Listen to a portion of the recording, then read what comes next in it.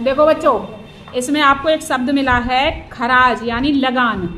ठीक है, तो इनके समय पे जो लगान थी वो पैसों में नहीं दी जाती थी, अनाज दिया जाता है। आप जानते हो ये लगान, लगान को आज एक टैक्स बोल सकते हैं। टैक्स, टैक्स देते हो तो टैक्स में आप क्या जानते हो टैक्स के बारे में?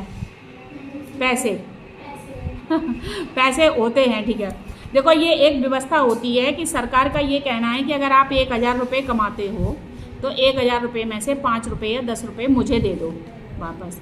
उससे क्या होगा कि वो हमारे रोड है और हमारी जो व्यवस्थाएं हैं, नल लगवाना है, खड़ंजे बनवाना है, या इस तरह की ऐसी सुविधाएं जिनसे जनता को लाभ हो, जो जनता के हित में हो। ठीक है, ऐसे काम करवाती है वो सरकार। ठीक है, अच्छा टैक्स कैसे दो तरह से दिए जाते हैं। एक तो टैक्स वो होता है कि जब आपकी कोई तनख्वाह आती है तो उस पर आपको टैक्स देते हैं, जो आप कमाते हो उस पर टैक्स देते हो।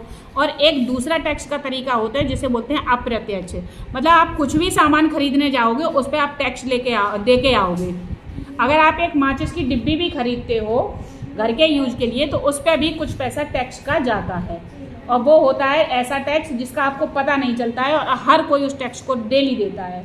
अगर आप एक बिस्किट का पैकेट लेने जाओगे दुकान पे तो उसमें भी टैक्स का कुछ रुपया जुड़ा हुआ होता है। आप माचिस की डिब्बी लेने जाओगे उसमें भी टैक्स का होता है।